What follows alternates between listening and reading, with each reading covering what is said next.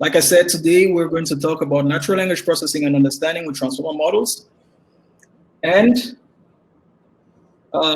present myself again. I am Pascal Zoleko, and I'm a full-time researcher at Flexudy. And what we basically do at Flexudy is generate questions and summaries from text. So if you're a student or a professional and you want to learn, faster, then you can basically put your book into Flexudy or your papers, and Flexudy would ask you questions and maybe summarize text if you want to save some time. In my free time, I do some research at Shushing Phase, and where we do some enterprise solutions for data privacy and data anonymization. And well, now that you know me, I would just proceed to today's program. So today's program, we're going to look at a particular use case with natural language processing and understanding, and then move to process design, then implementation, and some basic intuition. Like I said, this is a talk for beginners, so no mathematics, and I hope everybody can get along and get some intuition about what's happening there. So I have two use cases prepared for you today. I hope we cover both of them. So let me just get right away. First, question answering.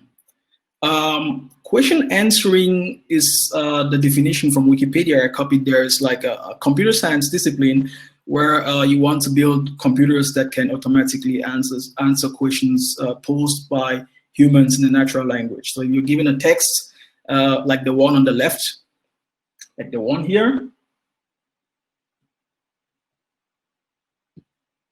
if you're given a text like the one here, then your computer can basically, you can ask your computer a question like this one, and it can basically try to answer the question. Like in this case, in what field of computer science is question answering? Then the computer would probably say something like information retrieval or natural language processing. Can any one of you think of use cases where you could use question answering in your company? For example, you could use this for chatbots, search engines, but can anyone have a particular use case, think of a particular use case where you could use question answering for your use cases or for your projects? You can just freely jump in. There's some comments in the chat section. Know-how management system. Okay. Let me just proceed. Now that I hope everybody understands what question answering is in a nutshell, let's look at how you could design such a system. First, with question answering, you would have to collect your documents and connect them basically to a database or to some data source, and then you would build a question answering system. You would connect this question answering system to your documents. So basically, this is like the system you're going to build, and you would connect it to your documents. And your documents are basically lots of text files. And then you would build an application like this app here. This could be like a server or a mobile app.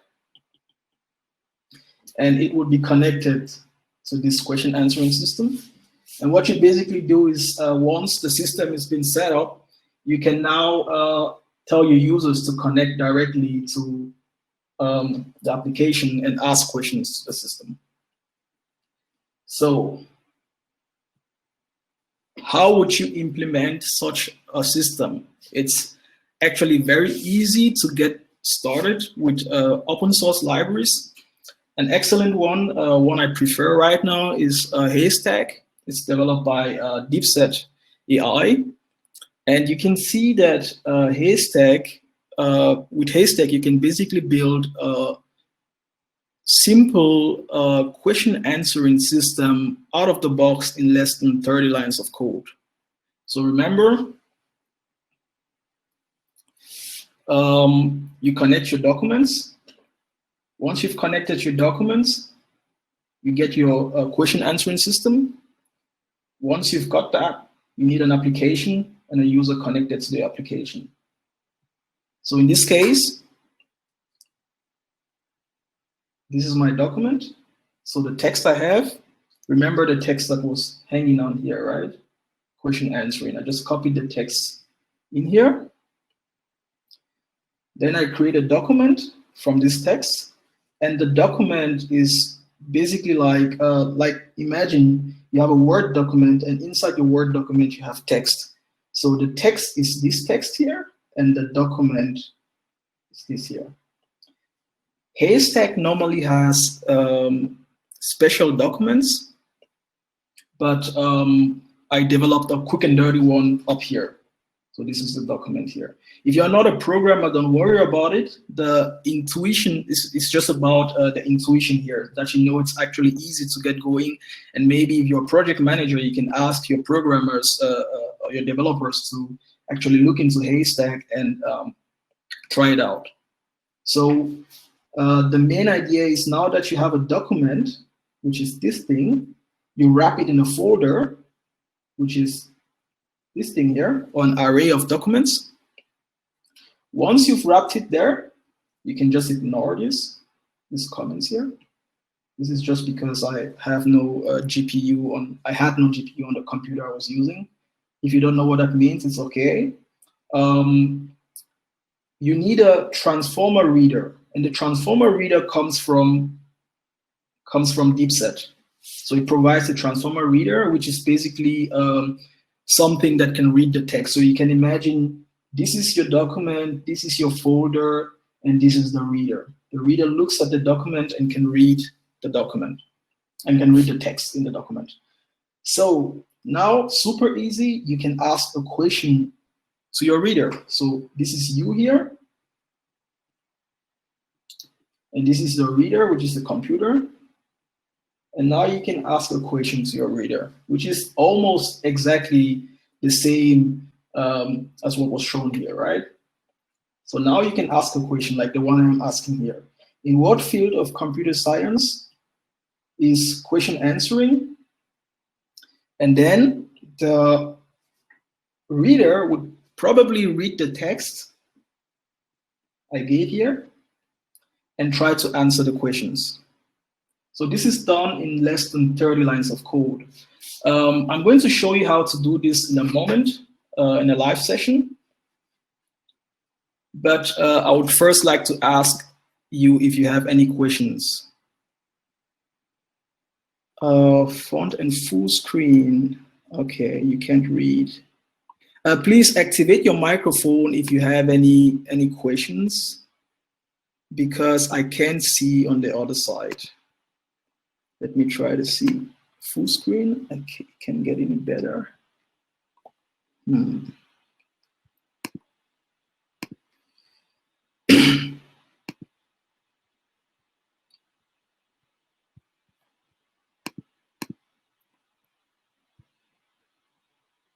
Can you see better?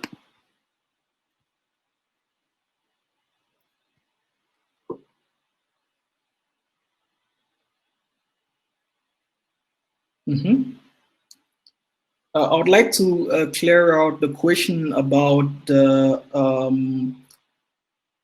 size of the screen first. Hold on.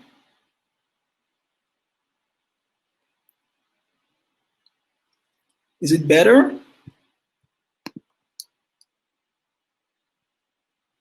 It's bigger, but still hard to read. I'll just read out the comments. So I'll just connect to the workstation, and you would probably see it better from there, right? So let's just switch there, and you would be able to see better from there. So.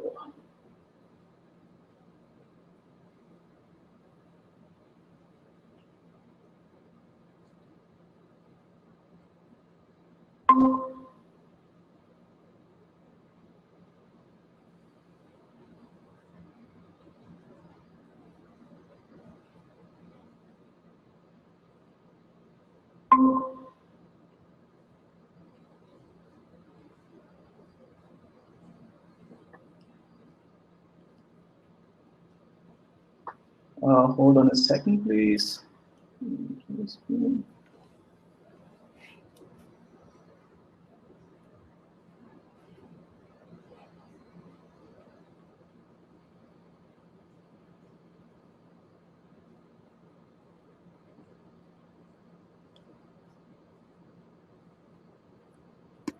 What do you see right now? A tree. Tree. Okay. So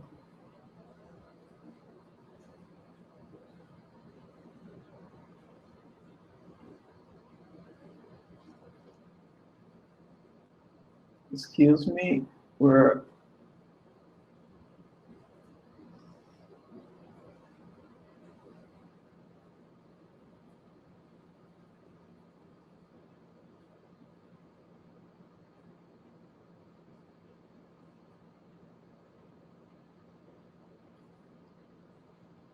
so regarding the question about simple transformers in haystack, I would say simple transformers is kind of like a wrapper over transformers.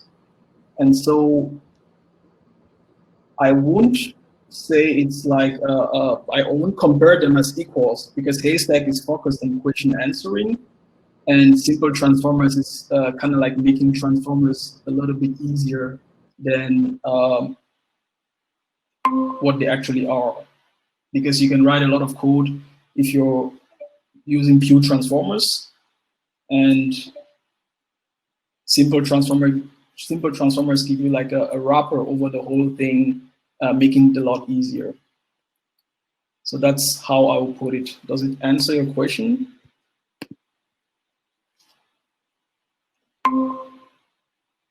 Thank you. Okay. So I hope I get this right now.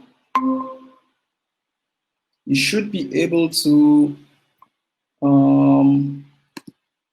see some code.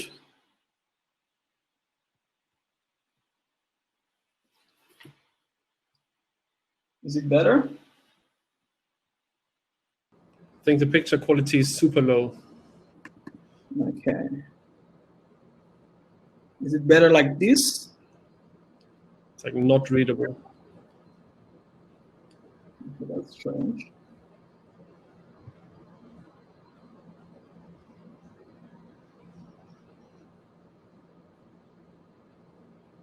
Okay, you don't have to read the code now. You just have to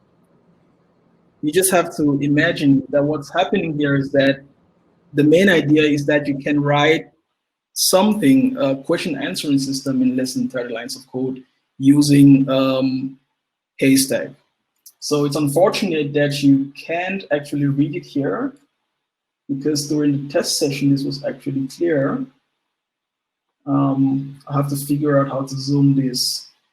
Maybe have a loop or something. Let me see.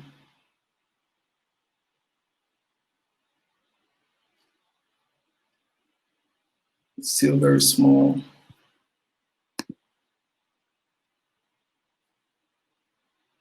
Can anyone see better?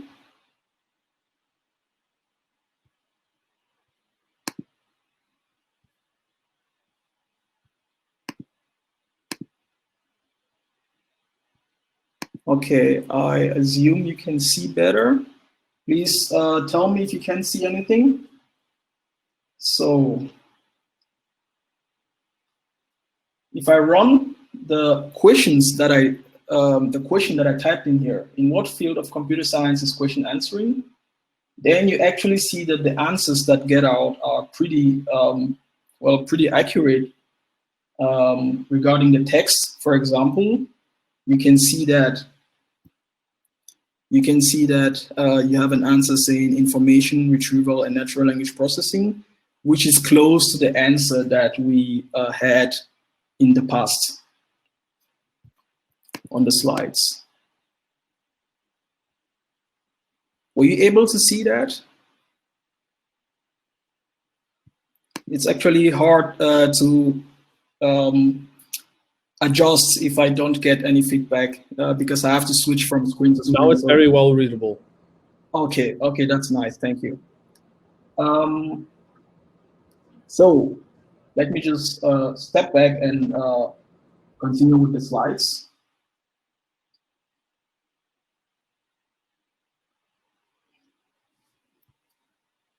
Now that we have a basic intuition as to how question answering could be coded, let's take a look at how we could actually understand some of the theory behind machine learning.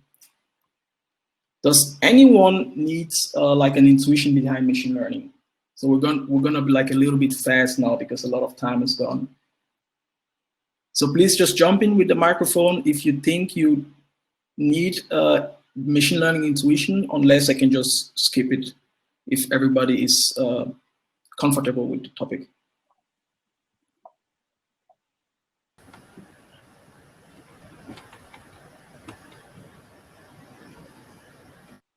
So I'll just assume not everybody is comfortable. So if you have to draw a line to separate the red and the blue circles, how would you draw that line? Let me put an example. What's the best line actually? This line, or say this line? So line number 1, line number 2, or line number 3? Anyone?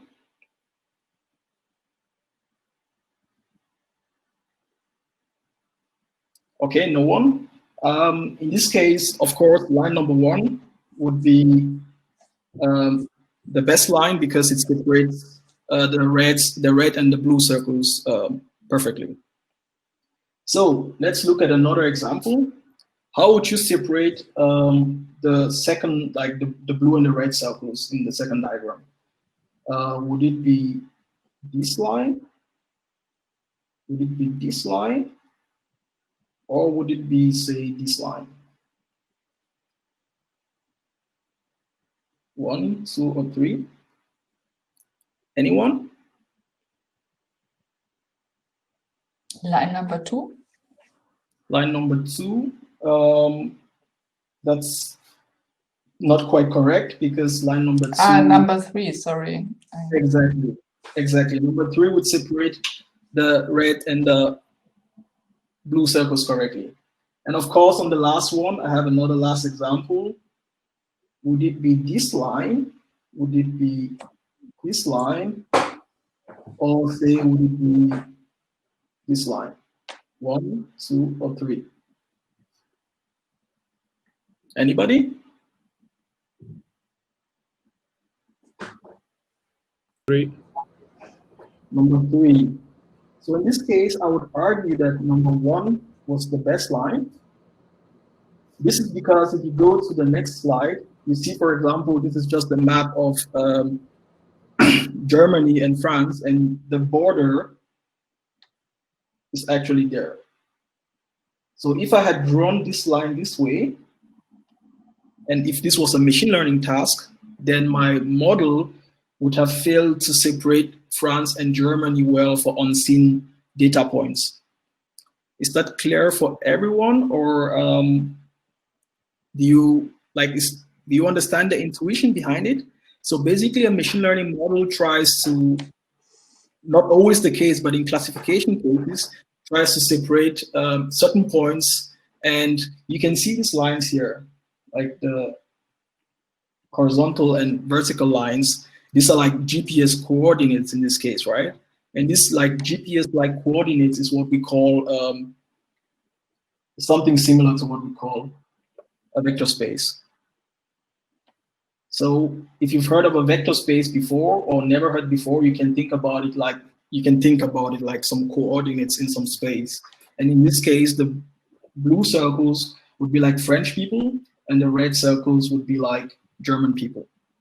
And your model would have to draw a line or boundary that separates the red and the blue circles. So let me just move to the next one. So basically, what you do with red circles and blue circles, you can do it with text. And in this case, you have French text, you have German text, and you can always draw a line to separate the French and the German text. Of course, words that are close to the boundary are words that are shared in both languages, like for example, abonnement. And your model basically has to kind of like separate or draw a line between those two. So what does it have to do with transformers? First, think about why would the word gut be very close to schlechter compared to a word like a car, which is voiture in French. So, or better said, why would the word like good be closer to the word besser compared to the word, say, house?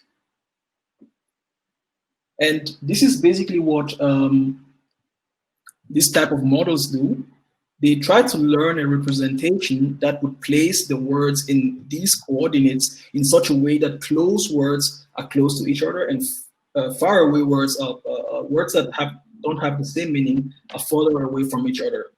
So how does this happen? So how do we do this? I need a volunteer for an exercise, a very, very quick exercise, and you just have to answer these multiple choice questions. And this is almost exactly the way the transformer model BERT learns. I wouldn't say quite exactly, but at least you have the intuition there. So any volunteer to make this quiz quickly? Okay. Yeah. So you have to answer, choose the correct question. Okay, so alles gut bei dir? A. Okay. Geht es dir gut? Also A. Mhm. Mein Auto braucht keinen Schlüssel. B. Mhm. Mir geht es viel schlechter heute. F. Okay. So I would say in the first question, your answer is wrong. The correct answer is blurk. And the second question, your answer is right. Third question is also right. Then fourth question is also right. So now what we have just done is what we call an epoch or an iteration in training. So your model would basically look at text, try to guess the correct answer, and if it gets it right, then it knows it's been good for it has a certain accuracy. So in this case, the accuracy is pretty high because only one answer was wrong. But your model wants to get better, so you redo the tests. And in this case, we're just going to redo the test once more. Is there any volunteer that wants to do the test the second time?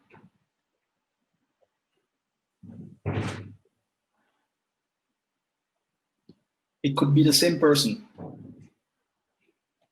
Okay. Do I give the same answers?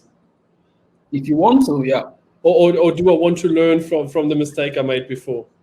Exactly. Okay. So alles blurk bei dir? Answer D. Mhm. Geht es dir gut? Answer A. Mhm. Mein Auto braucht keinen Schlüssel. Answer B. Mhm. Mir geht es viel schlechter heute. Answer F. Yeah. So now everything is correct. And we have just trained a BERT model that can guess the correct answers if you give it a closed question. And a closed question is a fill in the blanks question, or in German, Lückentext. And now that we have learned from this text, I would like us to represent this text in this section. And the only thing you have to do is put close words close to each other and further words far from each other. So I'm going to ask you to start with the word good. And since there is no other word, I'm just going to place it here. Where would you put the word Schlüssel? Anyone?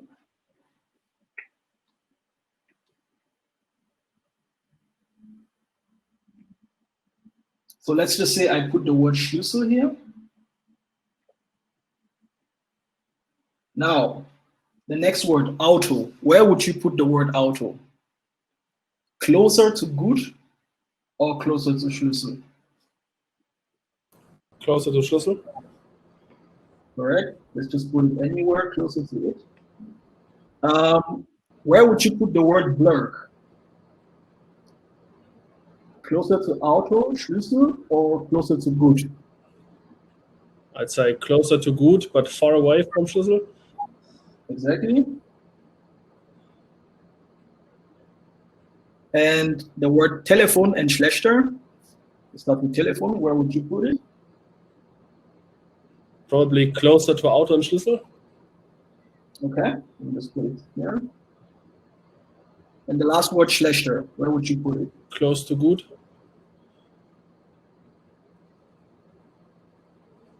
Exactly. So you see, you guys don't, oh, sorry. You see, you don't know the word blur, but you were able to put it close to gut and schlechter because you've learned from the training data. You've learned that something, alles blurred by dir is something that's similar to alles gut by dir, although this word doesn't exist.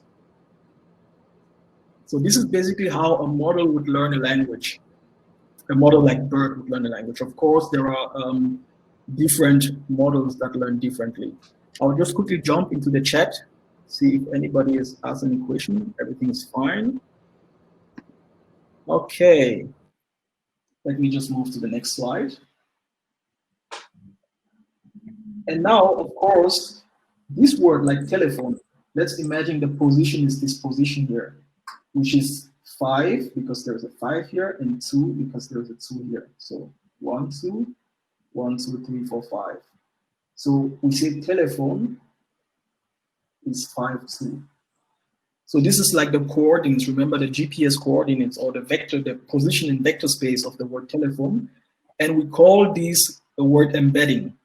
So if you've heard of the word embedding, the word embedding before, now you basically know how you could, what it means to have a word embedding. So if I have the word auto, for example, which is here, which is basically 0, 3, because 1, 2, 3. And I have the word blur, which is the 3, 5. So blur is 3, 5. I know that, where's that?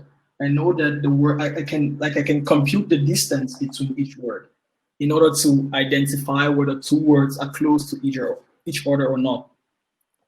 So now we move to the next one. That's like we've seen how a model can basically learn an embedding, but what's the thing that makes transformers different from other models? And the main thing that makes transformer different is that they are able to learn embeddings from a certain context.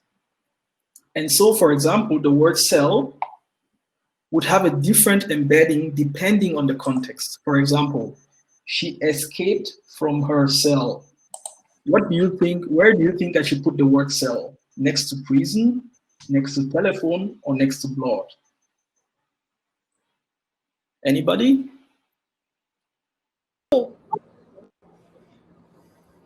You mean, excuse me? I would put it in the middle. In the middle, okay? So why would you put it in the middle? Because it kind of like shares the meaning with all of them? Yes, prison cell, telephone cell. Okay, so imagine I told you there is a word here called blur cell. There's a real word that's blur cell. Is cell still a good representation of blur cell? Because it's like a little bit further, right? I would have put it somewhere here in order for it to share the meaning with every other word. So what I'm trying to say here is, your point here, I would say it's actually correct to put it in the middle. It's actually correct, but I would argue that a better representation of the word is by putting cell here. And this is because transformer models are able to capture the context and compute embeddings based on the context. So in this case, cell would be close to prison because of the sentence, she escaped from her.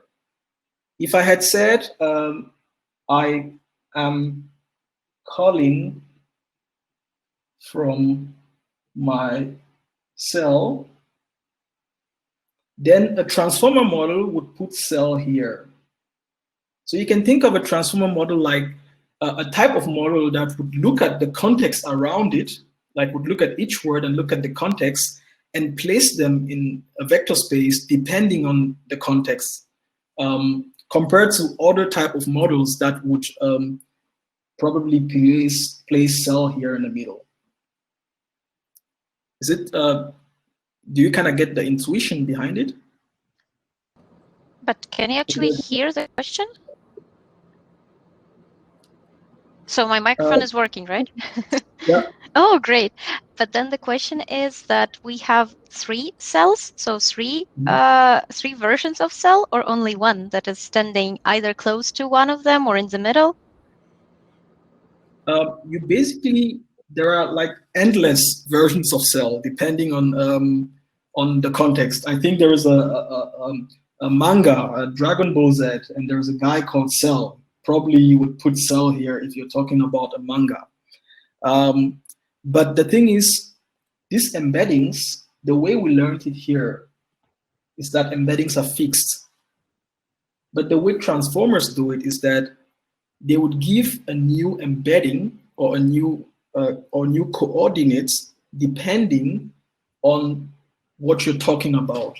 So it's like a more clever way of calculating embeddings than just looking at the position that you have pre-computed in the past. Is it clearer? Yeah. That doesn't sound that confident. As far as I understand, then, for example, our cell will stand close first to the prison because we have our first sentence. But then after the second sentence, it will move closer to telephone. Yes, it would move closer to telephone in that case. Okay. Yeah, I get it. Thank you. Welcome. So now you can think about transformers in the context of question answering. A very basic intuition is imagining that a transformer would get a question like, who coded transformers? And the text would be, Google created transformers and Hugging Face implemented transformers. This is not an assertion, this is just an example. And then when a transformer model would look at the question, like again, this is a very basic intuition, it would look at the word coded, for example, and say, well, coded is very close to implemented. So probably the best word, the best company here, or the best thing here that has coded transformers is something that is Hugging Face. Again, this is not how a transformer model would basically do it, but it's just for you like to have a basic idea of what happens. Another way of thinking about it is a transformer model would read the question, who coded transformers, and then it would move through every word in the sentence and say, well, Google, no. Created, no. Transformers, no. And so on. And Hugging Face, well, yes. Hugging Face, yes. Implemented, no. Transformers, no. So yes, yes means this is actually the answer of the question. Another way of thinking about it is, again, like in a binary classification problem, where the model would draw a line like this and say, well, everything on this side is no, and everything on this side is yes. So question answering is, I would say, a bit more complicated than that, but I hope you get like the basic idea of what can happen if you have these transformer models. So the same thing works for the question, who created transformers? In that case, the model would be clever enough to draw like a decision boundary that says, well, this is yes, and everything here is no. So, any questions? Okay. Now that took a lot of time. Sorry for the technical difficulties. Let's look at in the last 5 minutes, like kind of what you can do with transformers when it comes to machine translation. We have already seen a lot of basic ideas behind the whole thing on how transformers could work. And now I would like to show you how easy it is to build a very basic translator from English sentences to Bavarian. I hope this would be some fun. So again, you have a process where you collect your data and then you train a model, you test the model. Once you train and tested the model, you add the model to your application, or you make it accessible via a server or an application, and then you let your users use it directly from there. So again, you see in less than 40 lines of code, you would have a model or a system that's able to do some machine translation. I know it's a little bit blurred, so we're going to switch to the other computer again, and so you can see it a little bit in action. So let me quickly switch the viewer.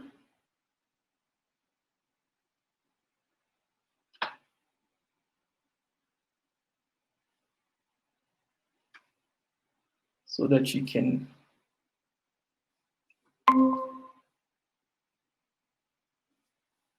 okay.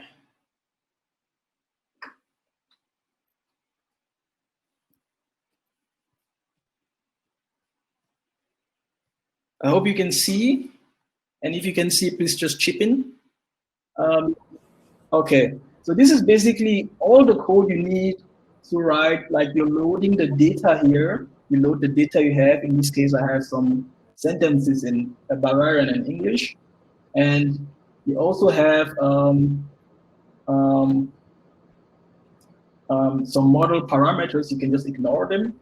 I set them this way because it makes it a little bit easy for you to quickly see what happens here. And then you just start the application. You load the data, you load the model, you train the model, and then you start the predictions. And that's it. So let's just execute this. I'm going to delete this file because I executed it before. And if I run this, the model would train from scratch. So it would load the data that's found here in Bavarian. I don't know how to pronounce it. I don't know how to pronounce it, but do some Bavarian.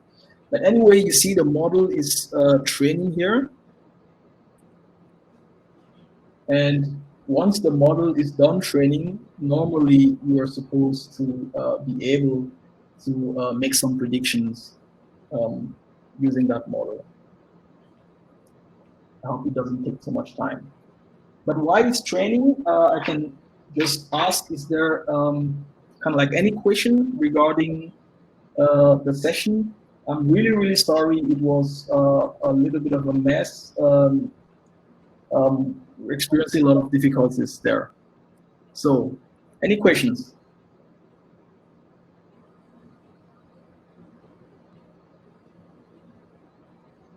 The model is done training. Let's put some English and let's hope the model can translate it into Bavarian. Like say hello. See what happens. Now the model reads like the application reads hello and then feeds the text to the model, and the model is supposed to print like a prediction of like a translation of what we said.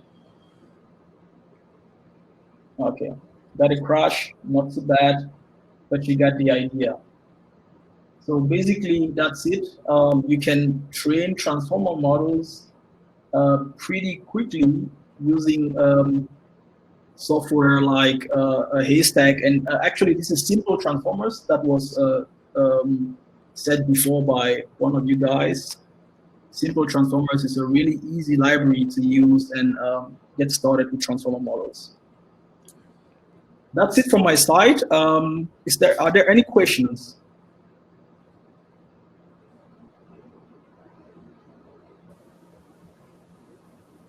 Yes, actually, I would have one question. Is it possible to somehow visualize this landscape of the words that are created?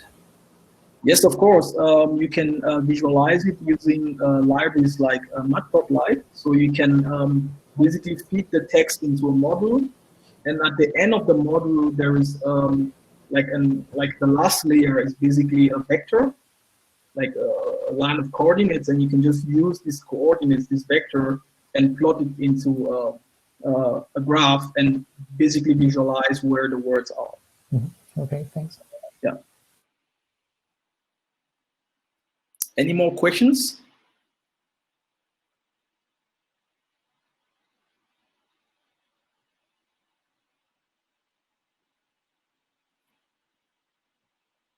Was I able to help you, Uli Hilburger? Because you asked a lot of questions regarding the screen.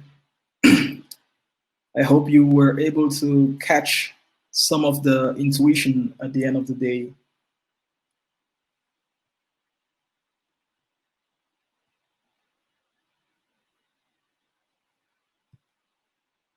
Any more questions?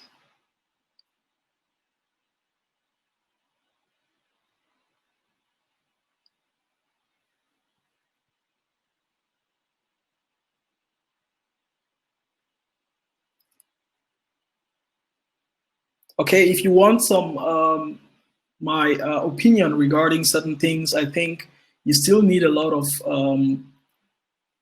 theoretical knowledge and a lot of time and experience to build efficient models that are deployed correctly and that work correctly. And so simple transformers and haystack and all of these libraries that are pretty easy to use are kind of like a good way to start. And they also have a lot of advanced features you can use once you know a little bit more on deep learning theory and want to do like some more advanced stuff. So if you want to like get a prototype, you can see in less than 50 lines of code, you can train a classification model, a translation model, a question answering system, like pretty quickly. And if you want to like really make an application out of it, like a real advanced application or use advanced methods, then you can still use these libraries to achieve your goals.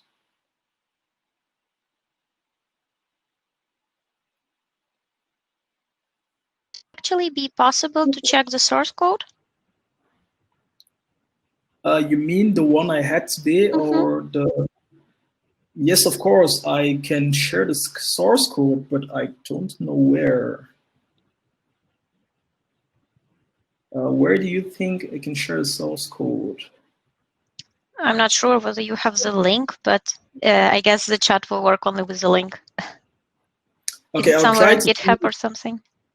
Yeah, I'll try to see with the organizers of the festival and then give them the link, and they can probably share it on the website, and then you guys can just quickly... Yeah, that would be very good. Thank you. Yeah, welcome. Any more questions? Yes, I can put it on GitHub, Moritz.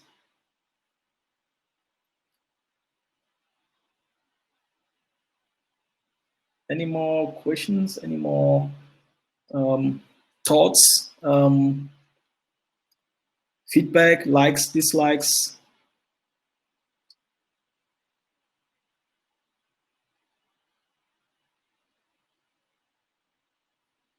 Let me see who's currently watching.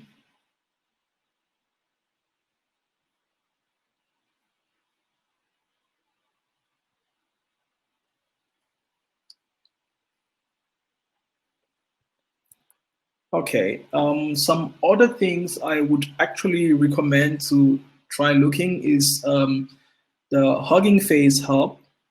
If you're doing anything serious about transformers, then you probably want to take a look at the Hugging Face Hub, because they have they actually implemented the transformers library like one of the most popular transformers library, and you can access all the open source models directly from the hub and use them right away. It's actually pretty cool that like a lot of work is put into that.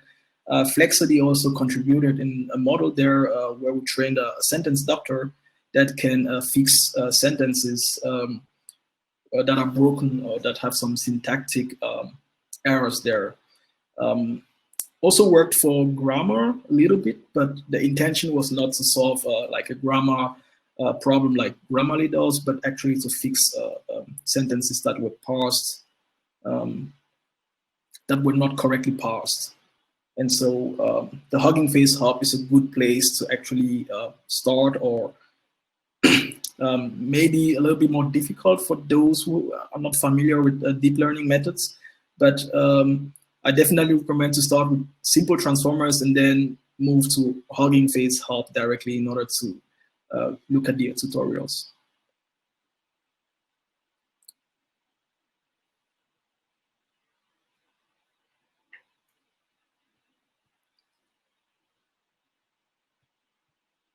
Any questions on training? Any questions on testing, data strategy?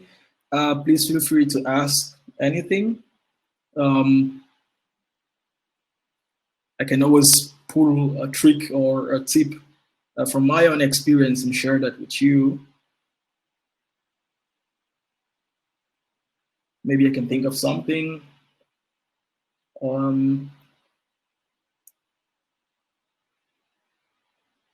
I definitely recommend, if you want to do something serious about transformers, to get a computer with a GPU.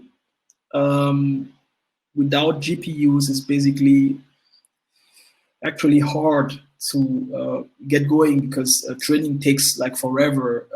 Even on an 8 GB GPU with 16 GB RAM, you can often take a lot of time in order to a training model. So CPU is probably not the best thing to use or the way to go when you're training models with transformers, because they need a lot of space and a lot of time to compute these vectors.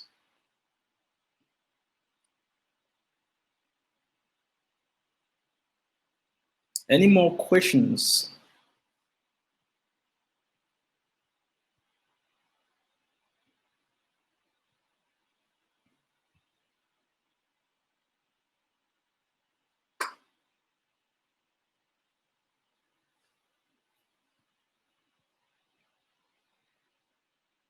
Well, if there are no longer questions,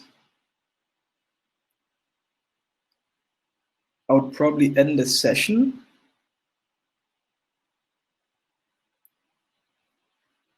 Last chance.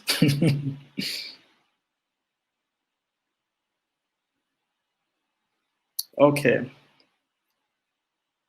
So I guess that's it. I hope you understood everything, or at least the intuition behind it. Again, I'm really, really sorry about the technical difficulties we experienced today. We'll try to do it better the next time and learn from our mistakes. Thank you very much for listening. Thank you for your time. If you have any question, just chip in. You've had our email address, support@flexudy.com. Just always send a message, and we can always have a talk on transformers if you're interested. Thanks a lot. So, bye.